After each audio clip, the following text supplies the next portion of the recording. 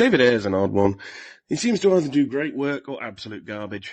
He wrote Training Day, great movie, but he also wrote SWAT from 2003, which was absolute urethra scrapings. He wrote and directed Sabotage, great movie, and also directed 2017's Bright, which was like being force-fed urethra scrapings. And lest we forget 2016's Suicide Squad, which, while giving us Margot Robbie as Harley Quinn, also gave us an absolute steaming cowpat of a movie overall. However much of this you want to blame on Ayer, and however much you want to blame on studio interference is up to you. But it's safe to say that the movie's production was troubled in the same way Northern Ireland was, and probably will be again.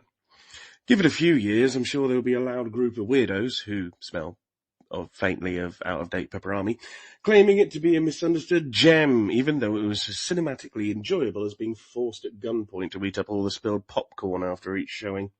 Please see the Star Wars prequel fans around at the moment for another example of people who think adoring a completely terrible movie is a substitute for a personality. Will the Beekeeper go into the good or the bad David Ayer drawer? Well, it goes in the good drawer. But wow, it's not for the name, is it? They can make a big deal of the bee thing as much as they want, but it's about as exciting a title as The Tax Collector, which was Ayer's last movie flop. Admittedly, Ayer didn't write this one. It was written by Kurt Wimmer.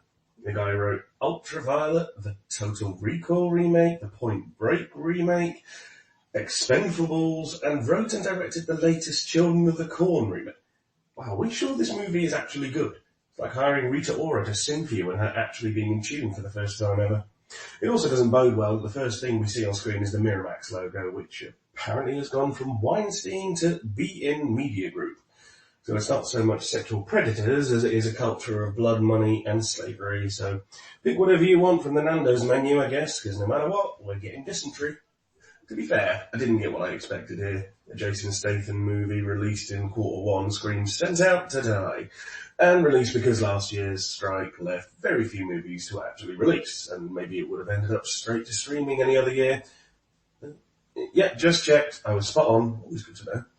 We do get the Statham action fun, but it's definitely more interesting than that. The crux of the story, and the catalyst which gets Statham doing his mumble-grumble action thing, is arguably one of the most depressing I've seen in years. Sadly, horrific online fraud happens all the time, and while it is cathartic to watch the goat herder, or whatever he's called, break as many limbs as an orange president has broken wedding vows, it is sad noting that in real life the bad guys tend to get away with it.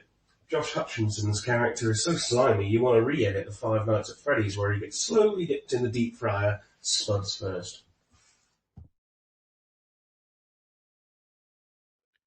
The action is good, but reminded me of The Grey Man, where some of the scenes are cut to hell and hard to follow, while others are done far better.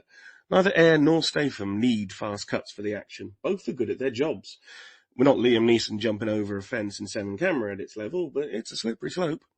It's also got some actual laugh-out-loud moments, which were surprising. It's a bit of a po-faced affair in story, but the actors breathe a lot of life into dialogue which may not have earned it. It has a bit from Bourne, and a bit from The Transport, and a whole load from John Wick, but it all comes together in a surprisingly entertaining movie. I look forward to the sequel, which I assume will continue the dynamic naming as The Butterfly Catcher, The Drystone Waller, or The Proctologist.